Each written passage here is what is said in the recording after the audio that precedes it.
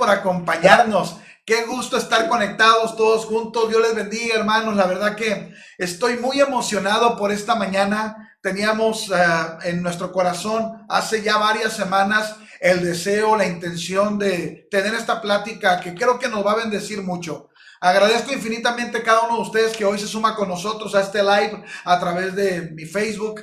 Y le voy a pedir un favor, hermanos. ¿Por qué no nos ayudan? Creo que la plática de hoy será aleccionadora, será edificante. Dios va a tratar con nuestra vida. ¿Por qué no me ayuda compartiendo esta transmisión en su muro? Póngale compartir, dele like, comente. Queremos llegar a mucha gente. El tema de esta mañana, como bien se han dado cuenta, quienes ya vieron los spots, los anuncios, Israel, el reloj profético de Dios. Un tema sumamente interesante que la verdad que en unos pocos minutos no acabamos. Sería imposible terminar, pero vamos a ir poco a poquito caminando. Pero por lo pronto, ayúdeme por favor compartiendo, dele compartir para que podamos alcanzar a un mejor número de personas en esta oportunidad.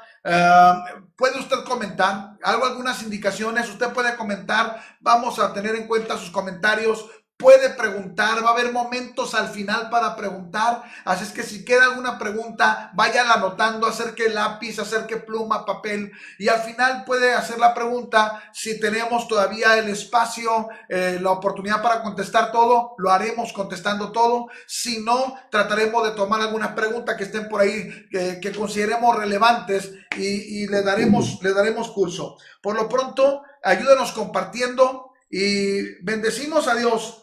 Les saludamos con mucho gusto y agradecemos a nuestro buen amigo Alejandro Ziperfal desde Israel, que nos honra permitiéndonos tener esta charla tan amena. Alejandro, ¿cómo estás? Bendiciones, amigo. Muchas gracias, muy bien, gracias, Marito. Excelente, qué bueno tenerte. Muy contento de estar con ustedes. Sí, ¿cómo está el clima por allá, hermano? Depende cuando preguntas. Si preguntabas ayer, nieve. Si preguntabas hoy, sol. ¡Wow!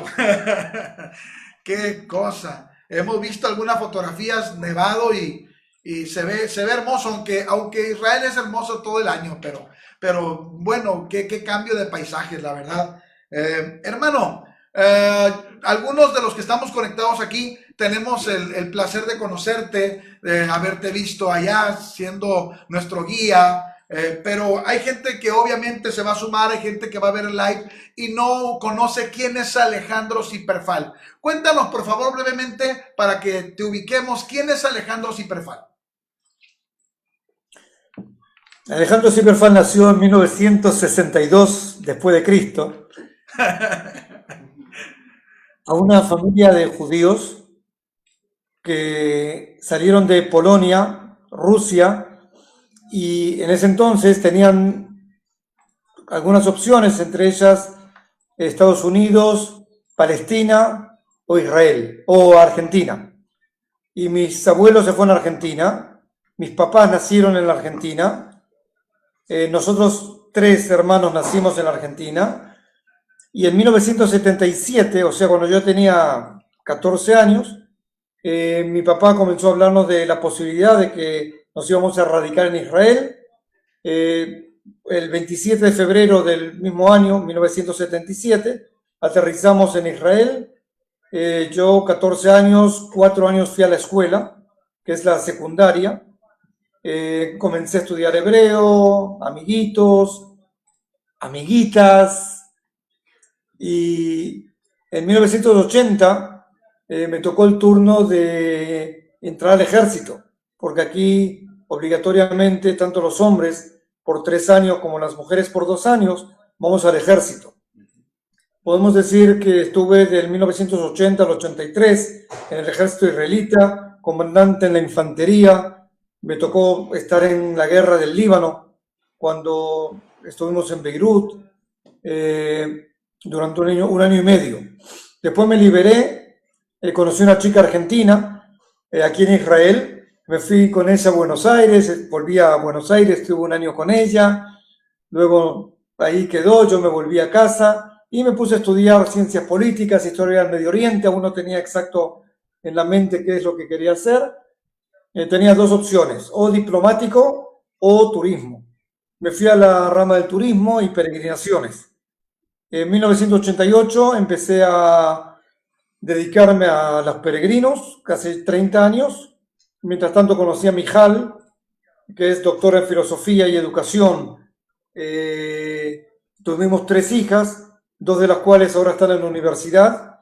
Ya ha habido terminado el ejército, empezaron sus estudios, y la más chiquita le quedan 6 meses todavía para hacer el ejército.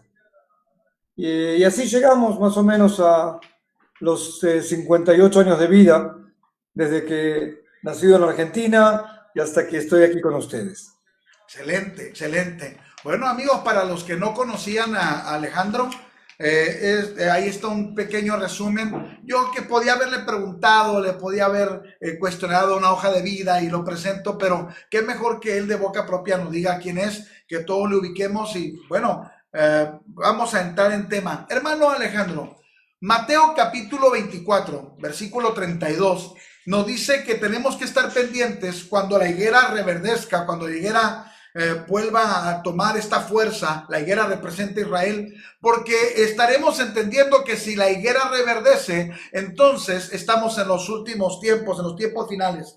Para muchos, muchos teólogos, muchos eruditos, comentan que el reloj profético de Dios empieza a partir del 14 de mayo del 48, con Israel nuevamente reconstruido, retomado como nación.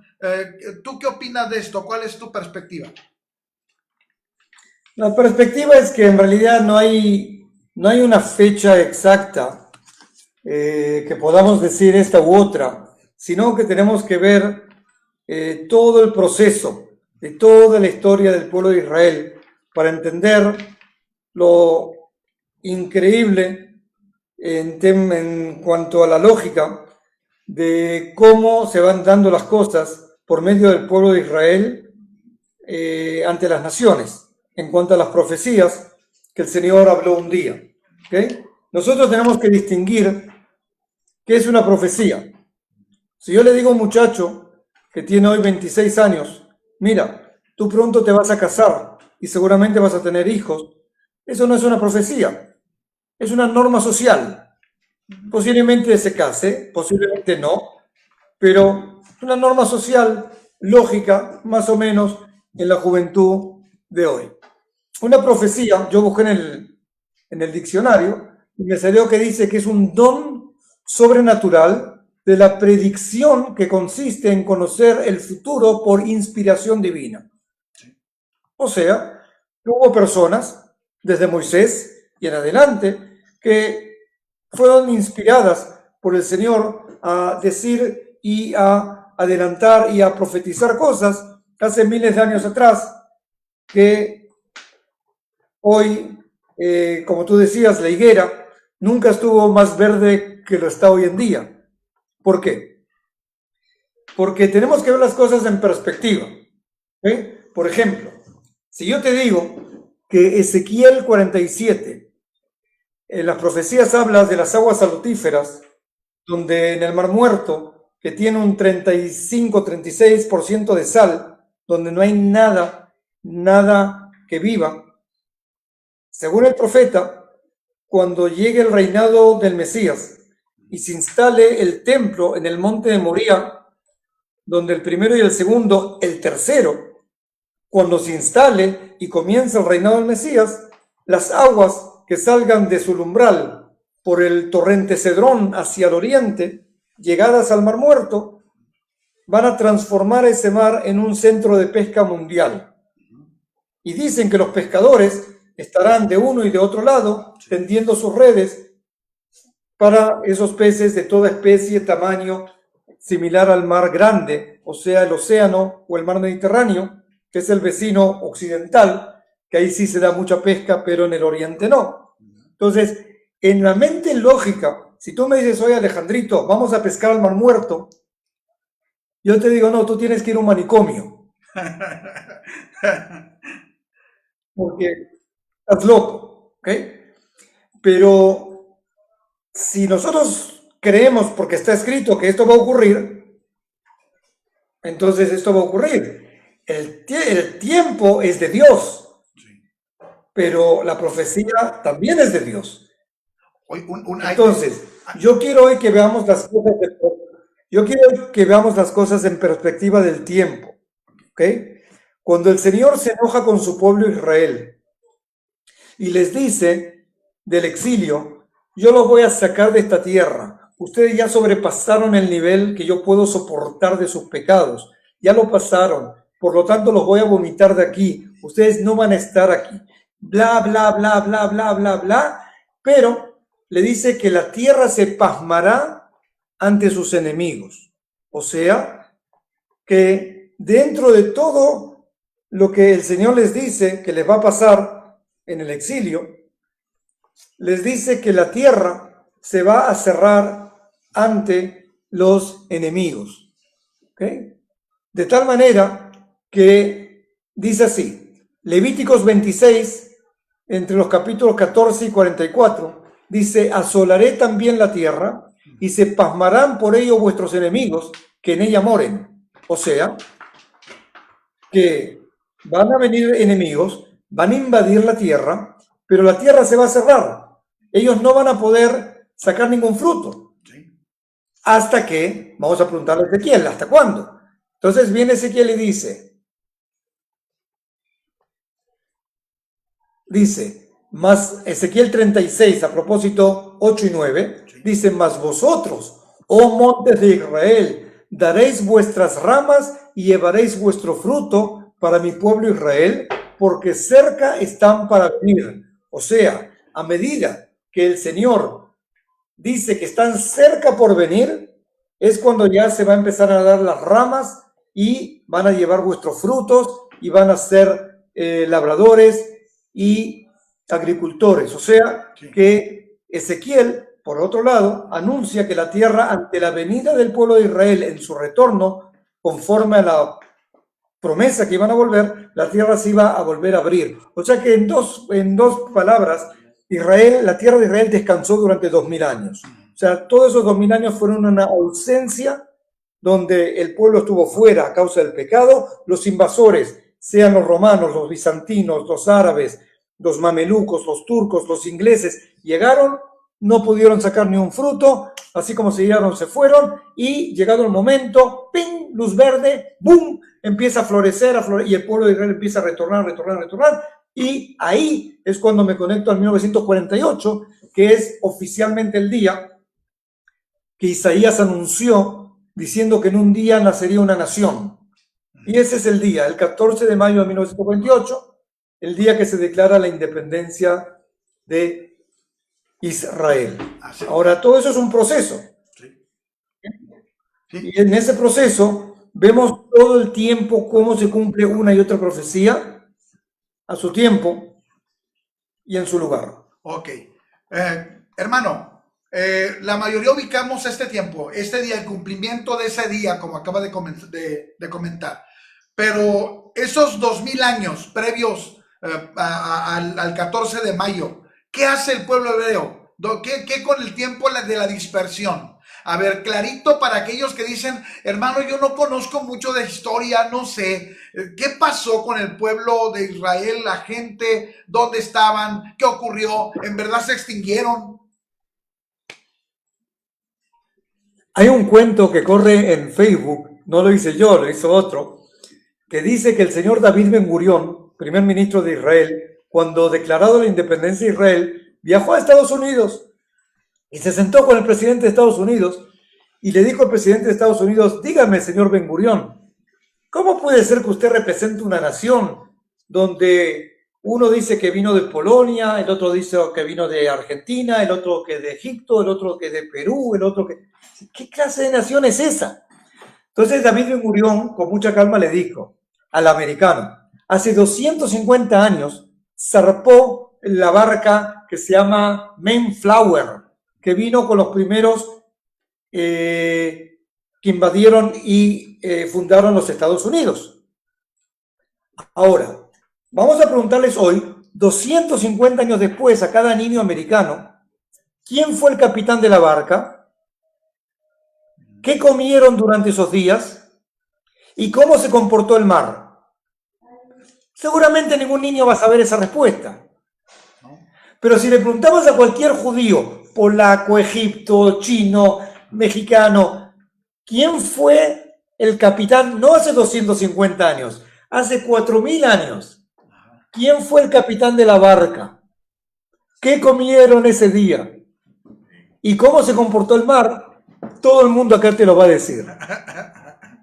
O sea, que ese es el pueblo de Israel, que el Señor los juntó de todas las naciones y lo trajo a su tierra. Pero, como tú preguntas, y tu pregunta es buena, ¿qué hicieron esos 2000 años? No hay mucho tiempo para entrar en muchas cosas. Tú sabes que lo que nosotros hablamos en nuestros tours, por lo general la explicación se reparte en 8 días. Aquí tenemos apenas 45 minutos, no puedo entrar en cada tema. Pero los judíos fueron exiliados y se aferraron a un versículo que decía: meditarás en este libro y estarás en él de día y de noche. En ese libro ellos reciben lo que se considera ser los preceptos bíblicos, que se supone son 613, de cosas que pueden o no pueden hacer. Y aferrados a esos preceptos, que incluyen conductas de comida, vestimenta, fiestas, ayunos, etc., fueron creando comunidades judías en todo el mundo, sea, donde se te ocurra. Por eso los profetas de Dios dicen que cuando el Señor promete devolverlos, viste, del confín de la tierra. Sí, amén. Y del confín de la tierra llegan hasta el día de hoy, llegan gente de la India, llega gente de Japón, llega gente de cualquier lado que dicen que son judíos. De hecho, etíopes que trajimos de África en los años 80, etc. Entonces, en esos 2000 años, principalmente, se fueron creando comunidades judías que fueron de acuerdo a lo escrito en la Biblia, conforme a las interpretaciones que dieron los sabios en su tiempo de lo que se llama el Mishnah y el Talmud, o cualquier otro libro de interpretaciones que haya sido publicado por esta u otra persona. Y de acuerdo a eso, conforme a lo que el rabino les decía, ellos hacían, comían, vestían, celebraban, y sabían que un día iban a volver. Se murieron sus padres, los enterraron en Polonia, en Chile, en Japón, en la India, nacieron sus hijos, bla, bla, y así, esperando.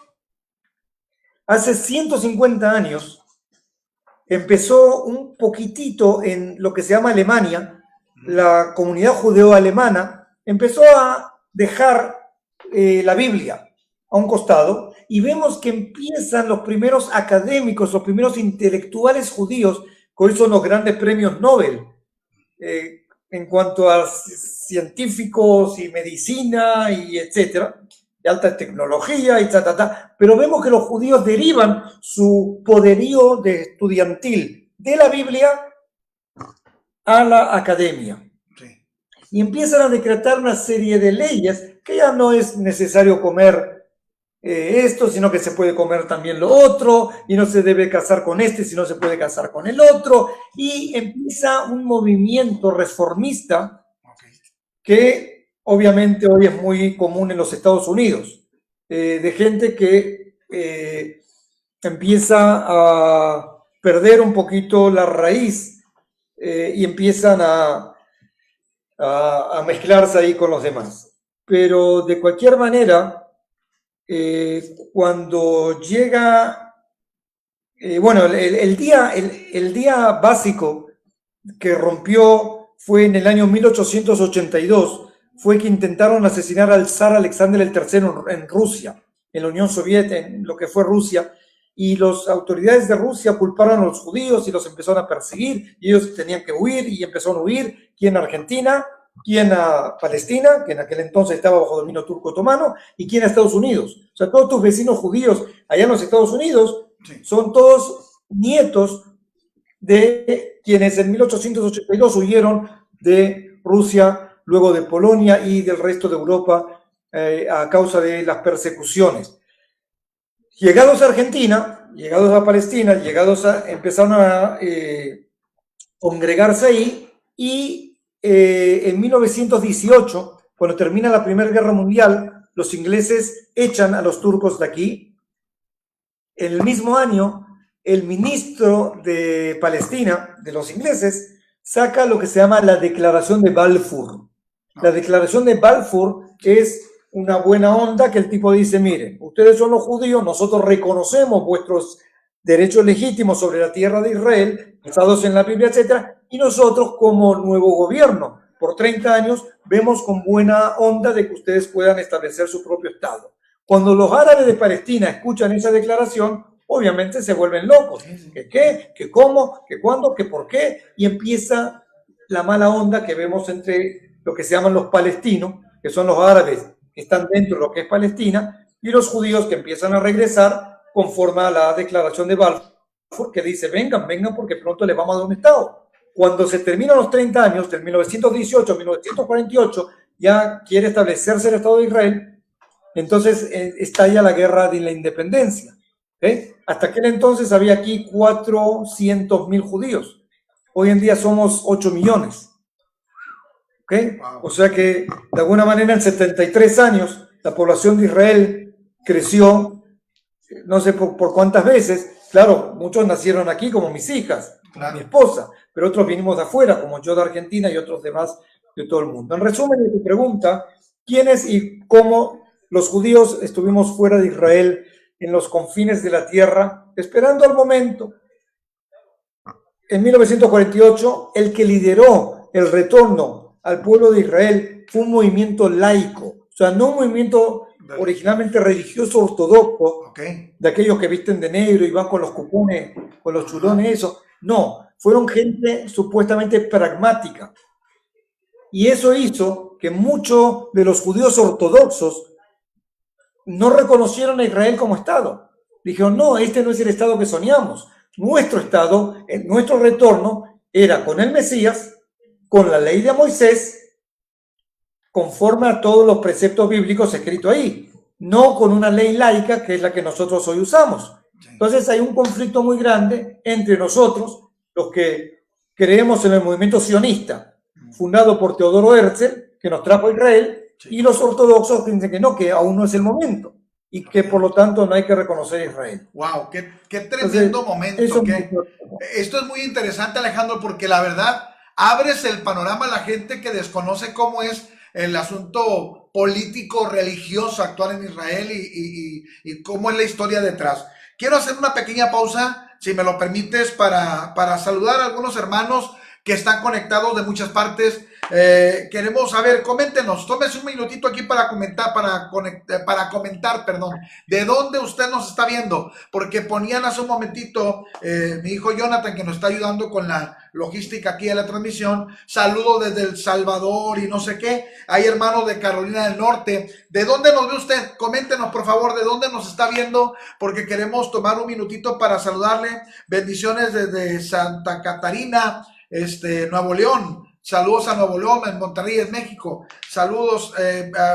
Comente, por favor, de dónde nos están viendo. Y también le quiero pedir, si usted se va conectando con nosotros, aproveche este momento para compartir la transmisión. Queremos llegar a mucha más gente, queremos llegar a otros, así es que ayúdanos compartiendo, porque lo que nuestro hermano Alejandro nos está diciendo, creo que es de mucha bendición, creo que es un aprendizaje tremendo y que queremos tener un mayor alcance. Así es que ayúdanos, por favor, compartiendo esta transmisión. Estoy viendo aquí saludos desde Nayarit, saludos de Carolina del Norte, desde Ciudad Victoria, Tamaulipas, mucha gente de Carolina del Norte, porque ya Alejandro tuvo la oportunidad de estar allá también, además de los grupos de hermanos que han ido a Israel, pues gente que le conoce, le saluda desde Camalú, Baja California, saludos desde Caborca, saludos desde, Nuevo León, Atlanta, gente de Atlanta, Georgia, tenemos de Tijuana, Baja California, en fin, desde el sur de California, nuestro hermano Pastor José Aquino. Aprovecho de una vez, aquí está el Pastor Aquino, gran amigo. La próxima transmisión, bueno, lo hacemos adelantito, el comercial. Hacemos el comercial adelante.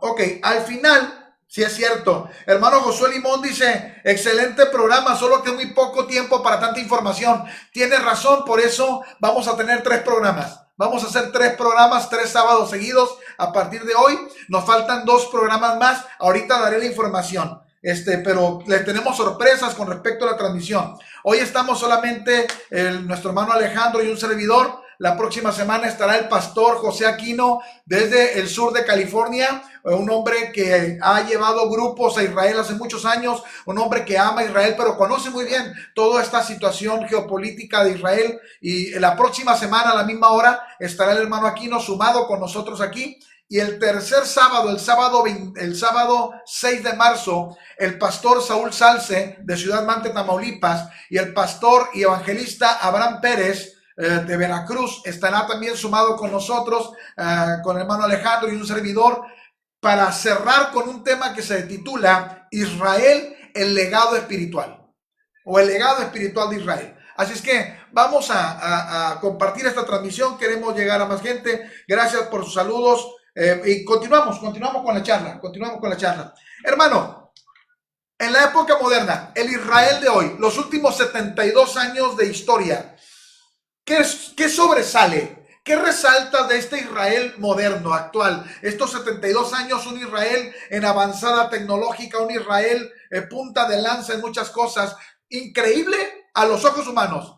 Porque yo te hablo, por ejemplo, desde México, nuestra perspectiva México, un país de cientos de años, comparado con un país de 8 o 9 millones de habitantes. México tiene 130 millones de habitantes, una historia de cientos de años, pero la verdad, al hacer el comparativo, es muy curioso y muy sobrenatural lo que pasa con Israel en estos últimos 72 años. Desde tu visión, hermano, ¿qué resalta? ¿Qué sobresale de Israel en esta historia moderna? Bueno, pues como el Señor se manifestó en estos años por medio del pueblo de Israel en su tierra, es algo increíble. O sea, Dios nos dio ojos para ver y oídos para oír, y el que quiere oír, que oiga, y el que quiere ver, que vea. Pero tenemos testimonios de lo que era esta tierra hace no mucho tiempo atrás, aun cuando en medio del imperio turco-otomano y luego inglés, esto era un desierto, aquí no había nada, pura muerte. Estaba profetizado que vendrían extranjeros y visitarían la tierra y verían cómo Dios cumplió con que la tierra iba a estar desierta y destruida. Uno de esos extranjeros fue un turista escritor llamado Mark Twain, que escribió un libro sobre el tema, y él, que era cristiano, se defraudó mucho porque él había leído que esta era la tierra que emana leche y miel. De repente la describió como una bolsa de ceniza. Así la describió hace 120 años en su famoso paseo por aquí. Hace 700 años atrás, un rabino llamado Rambán, era muy famoso en la comunidad judeo-española, tuvo que huir de España y llegar a Palestina, y dice que buscó 10 judíos, porque es el número de oración, tener a 10 judíos mayores de 13 años, hombres, para hacer una oración grupal, y dice que no encontró, que había apenas uno que era pintor y que tenía 3 hijos. O sea que el rabino Rambán, en búsqueda de un minyan, grupo de 10 para la oración, encuentra a un pintor, a sus 3 hijos, y él. Ya son 5 judíos en Jerusalén hace 700 años. O sea, imagínense ese rabino leyendo la profecía de, por ejemplo, de las bodas. Dice así, dice Jeremías 33, porque el rabino la conoce la Biblia como la humana.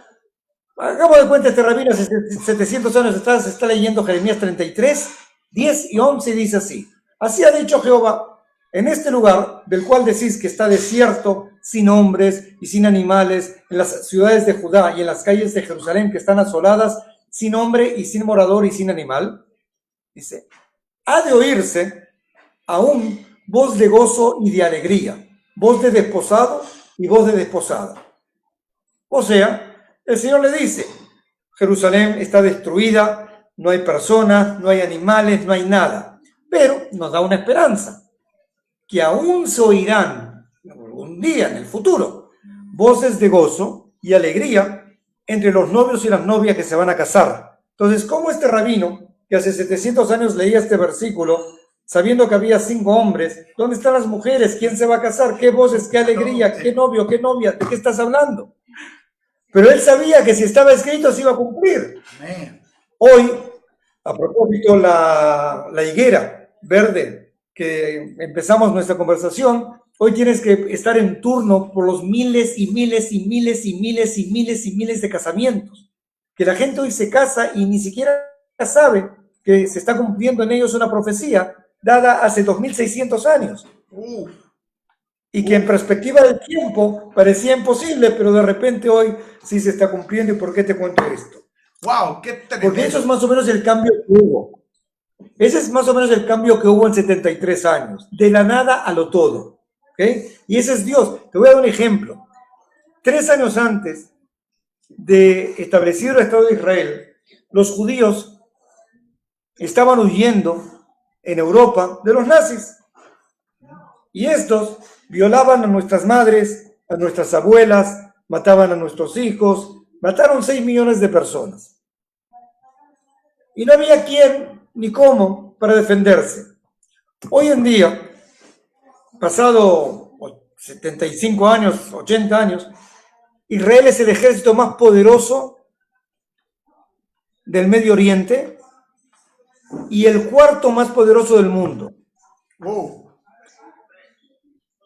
Entonces, tú dices, pero son 80 años. No sé qué habrá pasado en México en 80 años. Wow. No.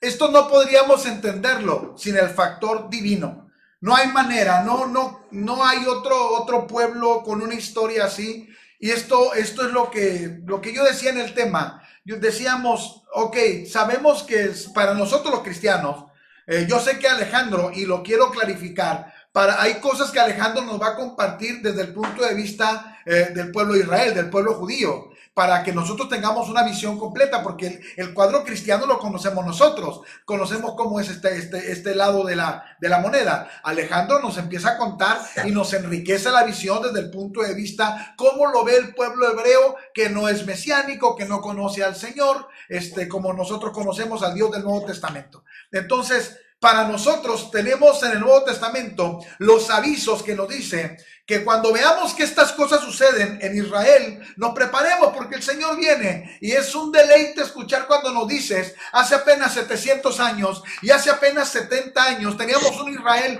que no podía ni defenderse, que tenían una mano atrás y otra adelante, pero hoy 70 años después, uno de los ejércitos más poderosos del mundo. No lo podemos entender los cristianos esto sin algo llamado Dios, el Dios de Israel haciendo historia una vez más. Tremendo, simplemente tremendo. ¿Cuántos Nobel tiene Israel? ¿Te acuerdas? Sí, ese es otro punto. Bueno, en realidad ese movimiento de personas laicas que en Alemania empezó a derivarse hacia la academia, de ellos salieron muchas personas muy, muy inteligentes. Ustedes conocen a Albert Einstein. Sí. O conocen a Sigmund Freud. O bueno, y en realidad, si podemos contar todos los premios Nobel de judíos, ya voy a llegar a tu pregunta con respecto a los israelitas, o sea, dentro de los 73 años, pero los judíos, desde que se otorga el premio Nobel y hasta hoy, son el 25% de los premios Nobel. O sea, que un pueblo de 0.002 de la población mundial son el 25% de quienes aportaron en una u otra rama para cambiar el mundo de noche a día, o sea, una gota en el océano, pero esa gota le cambió el sabor al océano. ¿Y eso por qué? Porque los judíos tienen esa capacidad intelectual. Ellos vienen de padres y abuelos que les enseñaron a leer, a estudiar, a entender, a hacer preguntas, y toda esa onda de bíblica se la traspasaron a la academia y siguieron y llegaron a lugares que hoy los conocemos. Toda la administración de Estados Unidos, de los bancos mundiales, todos son judíos. O sea que con respecto a la capacidad intelectual del pueblo hebreo, nadie está por discutir conmigo. En Israel tenemos 10 premios Nobel, no sé cuántos los habrá en México o en otros países de Centro Sudamérica. 10 premios Nobel es una barbaridad desde el punto de vista de un pueblo que está en el medio del desierto, rodeado de enemigos, que el 60% de su presupuesto va al ejército en lugar de ir a la escuela, y sin embargo así, el 10 personas son premios Nobel aquí en Israel. Wow, eso no tenía idea, ¿eh? Lo del presupuesto que acaba de comentar, no tenía idea. Qué tremendo. Bueno, pero aprovechando ese camino, Israel define el 60% del presupuesto para el ejército. Es entendible porque Israel tiene enemigos históricos. Desde que uno abre las páginas de la Biblia hasta el Israel de hoy 2021, siempre tienen enemigos. Hay enemigos históricos. Pero hay algo que yo quisiera nos compartieras. Cuando uno lee la palabra y ve los enemigos tradicionales, filisteos, llámese como se llame la palabra, siempre vemos el cuidado providencial del cielo para con Israel haciendo maravillas. Si era saliendo de Egipto, estaban las plagas, lo que quieras, cualquier cantidad de ejemplos sobrenaturales, ejemplos bíblicos. Pero cuando hablamos del Israel moderno, este Israel que ha librado la batalla de los 6 días, este Israel que ha tenido diferentes batallas actuales, Hoy podemos decir, todavía se ven cosas como las que leímos en las páginas de la palabra en cuanto a Dios defendiendo a Israel. ¿Tienes alguna? Depende si quieres verlo o no. Ajá. Porque hay un versículo en Deuteronomio 8:17 que dice: y digas en tu corazón, mi poder y la fuerza de mi mano me han traído esta riqueza. O sea, la gente cae en la trampa de pensar de que la gloria no es de Dios, sino de uno mismo. Así es. Y esa trampa, lamentablemente, también la conocemos acá en Israel. Desde muy temprano, de hecho, cuando los ingleses se iban a retirar de Palestina, el 15 de mayo de 1948, el 29 de noviembre de 1947, 6 meses antes, ellos llevaron a las naciones un plan de repartición de Palestina. Y según demográficamente, donde los judíos iba a ser para Israel, y según demográficamente, donde los árabes iba a ser para los árabes. Ese país árabe se iba a llamar Palestina, y ese país judío se iba a llamar Israel. Ambos iban a vivir juntos en el mismo país. Los hebreos, los judíos dijeron, excelente, gloria a Dios. Los árabes dijeron, no, o todo o nada. Ok, se fueron los ingleses.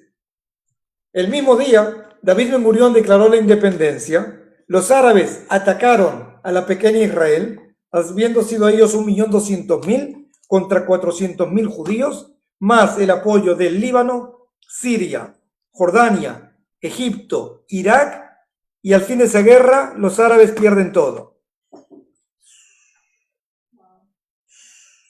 Wow, qué tremendo, qué tremendo. Pudiendo tener en sus manos lo que hoy están llorando, que nos da, que por favor denos, pudiendo haberlo tenido en bandeja de oro, conforme a la resolución de las naciones de repartir Palestina en 1947, decidieron no, vamos a echarlos al mar, vamos a ahogar a los judíos y vamos a quedarnos con todo.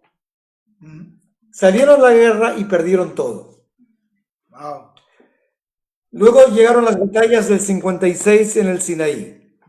Luego, si tú escuchas los discursos de Nasser en Egipto y de Hafez el-Assad en Damasco, en Siria, o del rey Hussein en Jordania, en junio de 1967, ellos decían en las plazas, cada quien de su país, decían, vamos a la guerra contra Israel, pronto vamos a estar en Tel Aviv, en las playas, vamos a estar violando a las mujeres judías, son muy bonitas, vamos a quitarles sus casas, vamos a quitarles sus riquezas. El 4 de junio de 1967, el comandante en jefe de las Fuerzas Armadas de Israel, el señor Yitzhak Rabin, junto con el ministro de Seguridad Moshe Dayan, el que tenía un ojo, van a salir a una conquista que en 6 días iban a quitarle a los sirios las alturas del Golán, a los jordanos Cisjordania, incluyendo Jerusalén, a los egipcios todo el Sinaí y la Franja de Gaza. Menos mal que Moshe Dayan tenía un ojo, porque si veía con los ojos, México también. Ahora, de ese momento, la gente, en lugar de darle la gloria a Dios, ¿qué hizo la gente? Lo declaró a Moshe Dayan como el Mesías de Israel. Wow. Y le gritaban que él era el rey de Israel. Porque tú sabes que siempre los judíos esperaban un rey poderoso, ejército, etc. Pasaron 6 años, del 66 al 73, y surgió una otra guerra llamada la Guerra del Día del Perdón, o Yom Kippur. En esa guerra, el 6 de octubre de 1973, las Fuerzas Armadas de Siria y de Egipto se ponen de acuerdo a las 2:40 del mediodía, cuando la gente de Israel, ayunando a causa del Día del Perdón, atacar a Israel, Siria por el norte y Egipto por el sur. Los israelitas están ciegos, no ven esa amenaza, y ocurre que en esa primera sorpresa hubo casi que ellos sí conquistaban Israel, o sea, la gente ya estaba segura de que Israel se terminaba. En 1, 2 días, 3 días, 4 días, hasta que la gente se despertó acá en Israel y empezó a darse vuelta la tortilla. O sea, ya no más los sirios y los egipcios avanzando a Tel Aviv, sino que ahora se dio vuelta la tortilla, era Israel que está avanzando hacia el Cairo y hacia Damasco. Cuando casi ya están llegando a Damasco y al Cairo, todo el mundo levanta bandera blanca y dice, no, ya nos rendimos. Y un prisionero, un general muy alto de los sirios, se lo investigó y le preguntaron, ¿por qué pararon? ¿Por qué si ustedes iban atacando así? ¿Por qué de repente se dieron vuelta y se fueron? Y él, no yo, él, un sirio, dio testimonio de que él veía unas nubes y en medio de las nubes una mano que les detenía y los echaba para atrás. Y él durante la investigación dijo, ¿dónde yo podía ir si esa mano poderosa y ese viento nunca visto me tiraban para atrás? Cuando termina esa guerra, tenemos otro rey. Ahora el rey ya no es Moshe Dayan, porque Moshe Dayan permitió la sorpresa que casi destruye Israel. Ahora es un tal Ariel Sharon. Ariel Sharon es el nuevo líder de Israel, la nueva estrella, el nuevo Mesías, y la gente siempre cae en esa trampa. O sea, de guerra en guerra le dan la gloria al hombre carne y hueso, que termina con los gusanos bajo tierra.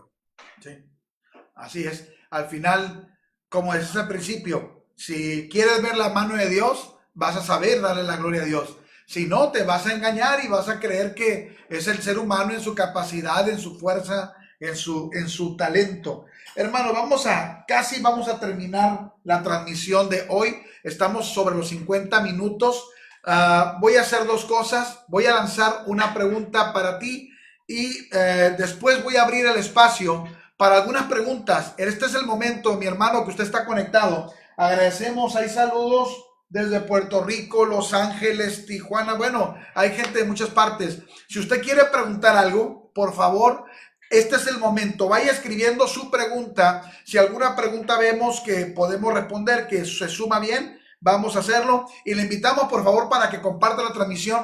Si usted no pudo verla hoy aquí, o si quiere compartirla con alguien que no usa Facebook, mañana ya esta transmisión, así como está en Facebook, yo la voy a subir a mi canal de YouTube, Mario Bront. ahí en el canal de YouTube Mario Bron, para quien no usa Facebook, porque hay gente que hoy todavía se resiste a usar Facebook. Entonces, como esto está muy interesante y no queremos que se lo pierda, en mi canal personal, Mario Bron de YouTube, ahí lo voy a subir, lo voy a postear también en Facebook para que usted lo tenga y lo pueda replicar. Próxima semana, no lo olvide, con el pastor José Aquino, con nosotros a la misma hora, 12 del mediodía, 12 horas centro de México, 1 de la tarde, Carolina del Norte, 11 de la mañana, Mazatlán, 8 de la noche, Israel. Próximo sábado. Y el tercer sábado, sábado 6 de marzo, con los pastores Abraham Pérez, pastor Saúl Salce y pues el hermano Alejandro, que amablemente nos abre las puertas, y un servidor. Ok, si tiene alguna pregunta, váyala escribiendo, queremos hacerla. En lo que tú nos respondes, mi hermano Alejandro. Bueno, son dos cosas, rápido. Ustedes están en un tiempo ahorita, igual que el mundo entero, en COVID, pero llevan el número 1 en vacunación. ¿Cómo les está yendo? ¿Cómo ha cambiado la vida de Israel en este inter con la pandemia?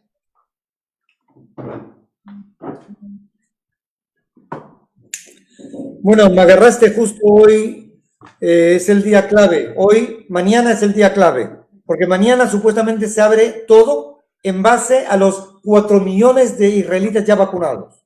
O sea, que Israel, sin lugar a duda, by far, lidera el tema de la vacunación a causa de un acuerdo que hizo nuestro primer ministro, el señor Benjamín Netanyahu, que es una figura muy conocida mundialmente, tiene sus relaciones, y él habló con Pfizer y Pfizer dijo, ningún problema, Israel va a ser la primera en recibir toda la vacunación que quieran, pero nosotros nos vemos libres a ver y investigar cómo funciona el sistema, etcétera. La verdad que tenemos un sistema de medicinal excelente, la gente hasta ahora respondió y fue a vacunarse.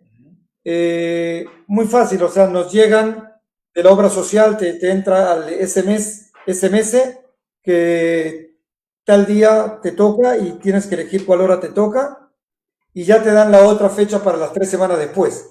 Y tú vas y ni siquiera un minuto estás ahí, tac, te la ponen y 3 semanas después tic, te la ponen y supuestamente ya estás vacunado y te dan un pasaporte verde. Ese pasaporte verde, que ya supuestamente está vacunado 2 veces, es el que nos va a permitir a volver a los estadios de fútbol, teatro, restaurantes, cines, bla, bla, bla, bla, bla, y eso es a partir de mañana. Wow, o sea, ya ustedes están a nada de volver a la vida normal. Mañana empezamos a supuestamente volver a la vida normal. Wow, wow, qué tremendo, pues la verdad, qué bueno, nos gozamos mucho, tenemos muchas ganas de volver para allá, anhelamos volver pronto. Dicho sea de paso, los amigos que están conectados aquí, si hay gente de Estados Unidos conectada o los hermanos de Estados Unidos que quieran ir, comuníquense, por favor, tenemos información para ustedes. Esto como un asunto extra de esta charla que estamos teniendo. No es tal la intención de hacer una promoción de ida, pero si usted quiere ir ya, bueno, claro que hay manera. Mande algún mensaje y tenemos los canales para que usted con toda confianza y con la certeza de que gente tan capacitada, tan amable como nuestro hermano Alejandro, estará apoyándonos allá en Israel. Muy bien, hermanos. Vamos a la pregunta. Hace un momentito, antes de contestar las preguntas que vienen aquí, finalmente, para ti, hermano, volvemos a la pregunta inicial. Finalmente, para ti entonces, Israel, la higuera está más verde que nunca. Otra vez, depende a quién la quiere ver. O sea, si tú hiciste la invitación a quienes quieran venir a Israel, yo le quiero dar un tip. Si tú no ves en los árboles de palmeras datileras en el desierto la profecía de Ezequiel 47 parcialmente cumplida, si tú no ves en mi retorno a Israel el cumplimiento de la profecía de Isaías 43, versículo 6, la profecía del retorno, si tú no ves en los bodas de Israel el cumplimiento de aquella profecía y promesa de que aún se oirían voces de gozo y alegría en Jerusalén, conforme a Jeremías 33, entonces no vengas. no vengas porque no tienes nada que buscar aquí. O sea, realmente Israel es una tierra que el versículo que dice que si Él se agradare de nosotros, Él nos llevará y nos entregará la tierra que fluye leche y miel, es el versículo clave a entender quién puede, quién debe o no venir a Israel. Como dijo mi hermano Mario, no hay motivo ni ganas ni propósitos de hacer propagandas. Nomás al contrario, decirles la verdad, decirles que si el Señor los escogiere, porque son muchos los llamados, pocos los escogidos, esos los que yo quisiera tenerlos aquí, porque de otra manera van a pensar que les robo el dinero, mostrándoles un desierto, o judíos en la calle, o gente bailando en una bodas, pero eso es lo que en París se llama la Torre Eiffel, y lo que en Estados Unidos no sé qué. Bueno, aquí es eso, es el cumplimiento de las profecías y todo lo que hablamos hasta ahora. Amén, amén. Mi hermano, hagamos preguntas. Tenemos aquí al hermano Beto Ruiz. Dice, ¿qué es lo que falta para construir el tercer templo? ¿Una guerra? ¿Un acuerdo de paz? ¿O ya lo pueden hacer? Te dejo responder.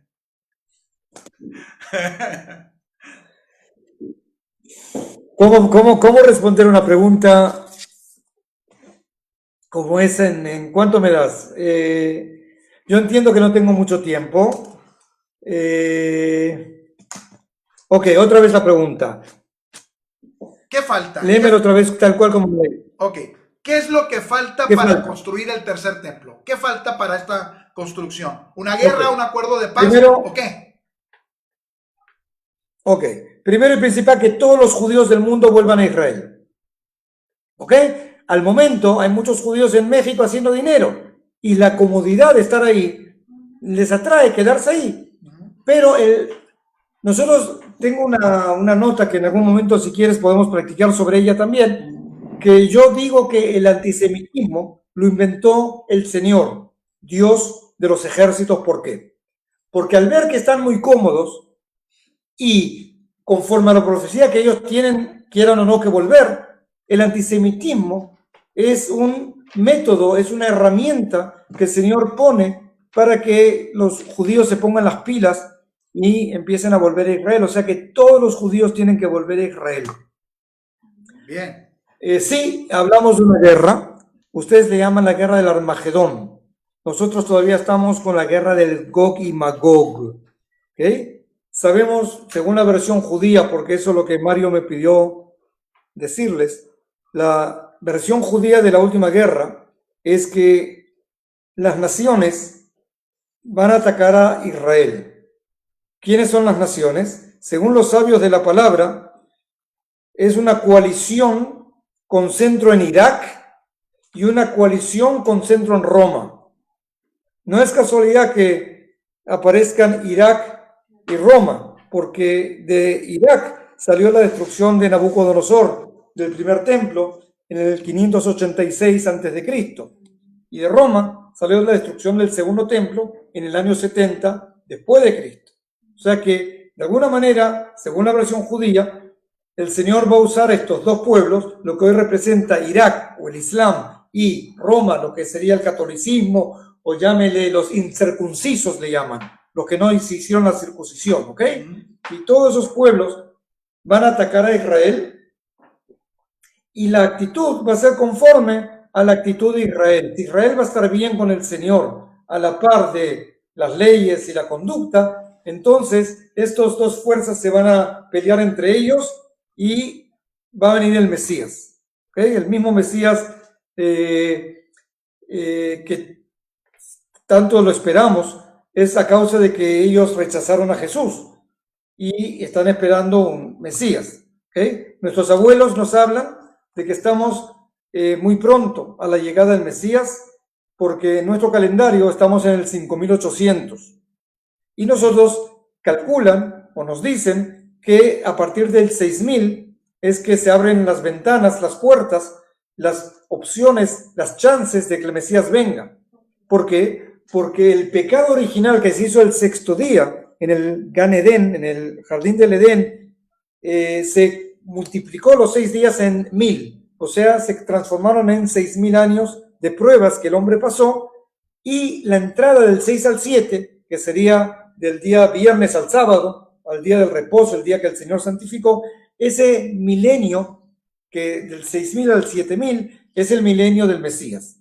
Y nosotros estamos en el 5.800, o sea, nos quedan 200 años para llegar a la meta del 6.000 y comenzar a contar los días para que el Mesías venga. O sea que toda esta profecía que nosotros venimos hablando y no alcanzamos ni quedaron muchos todavía pendientes, están haciendo de que esa higuera que Mario nos habla está más verde que nunca para recibir al Mesías pronto, si Dios quiere, lo que los cristianos van a llamar la segunda venida.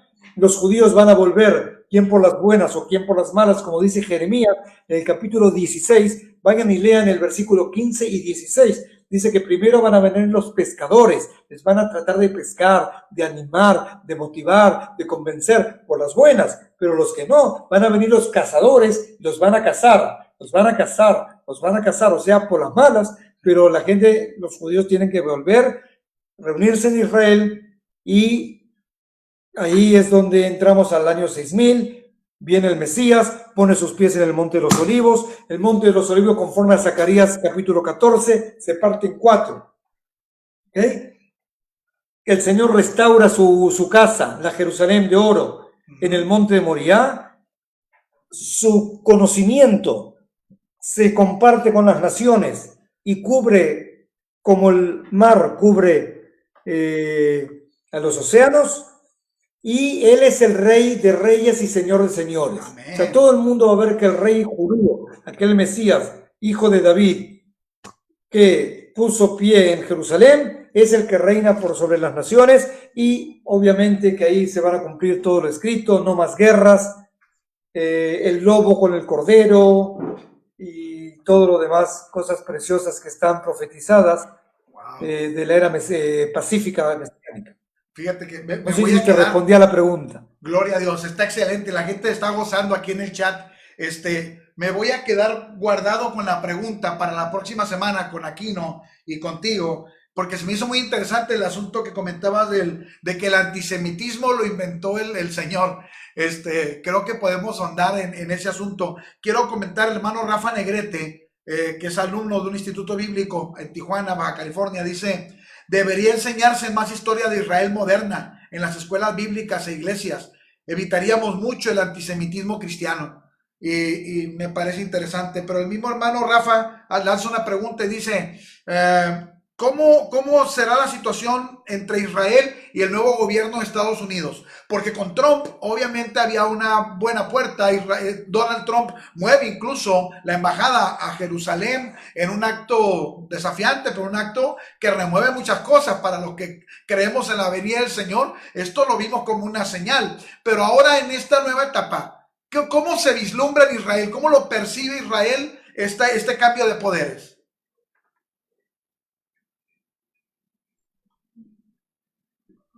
Bueno, el presidente Trump obviamente es como poner a Mario Brandt como presidente o a José Aquino como presidente americano y pedirles que hagan algo por Israel. Ellos, tanto Mario como José Aquino, son muy amantes de Israel, por lo tanto van a dar todo por Israel. Y ese fue el presidente Trump.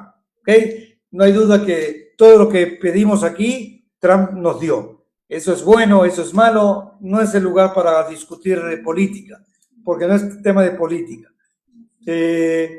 Aparte, Israel no depende de Biden ni depende de Trump, solamente del Señor.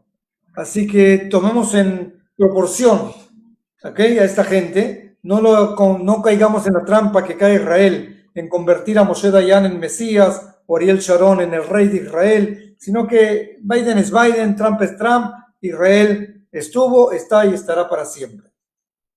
Bien. Hermanos, pues queremos agradecer infinitamente. Creo que la charla ha sido enriquecedora. Creo que ha sido un tiempo glorioso, pero no podemos cerrar esta transmisión sin bendecir a Israel, sin orar por Israel. La palabra nos enseña que Dios bendice a los que bendicen al pueblo del Señor. Y también quiero ser muy puntual en esto. No podemos confundir los cristianos la bendición de Israel con la bendición de la iglesia. Uno es Israel, otro es la iglesia. Son promesas distintas, son situaciones distintas, hermanados por el mismo Espíritu del Señor. Así funciona.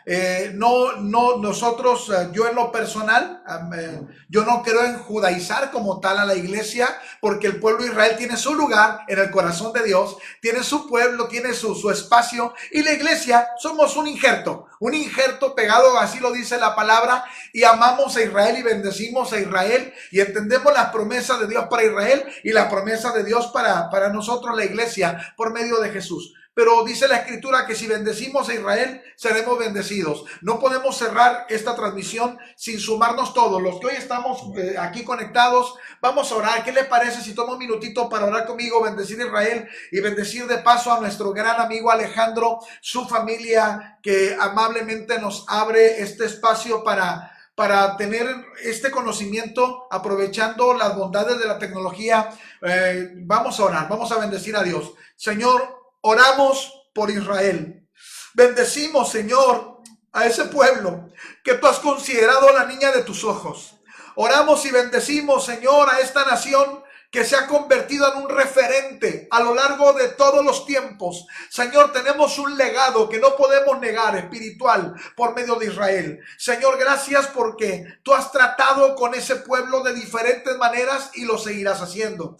Pero gracias por los que hoy te conocemos y podemos voltear a Israel desde la óptica, Señor, de alguien que te ama y que ama tu palabra. Podemos ver a cada paso en ese lugar profecías cumplidas, promesas cumplidas y señales de que tú estás a la puerta, Señor, y vienes pronto. Padre eterno, oramos y bendecimos como un cuerpo en Cristo a la nación de Israel. Señor, guárdales de todo mal. Pon un vallado, Señor, alrededor de ellos. Y oramos muy especialmente por nuestro amigo Alejandro Ciperfal, por su familia, por sus hijas, Señor, por su matrimonio, por sus planes, por sus sueños, por sus metas. Gracias por ser un hombre que durante muchos años, Señor, ha bendecido a decenas y decenas de personas que han caminado por las tierras del Maestro con su experiencia, con su aporte. Gracias, Señor. Sigue teniendo con él favor, sigue cubriéndolo, Padre. En el nombre de Jesús te lo pedimos. Amén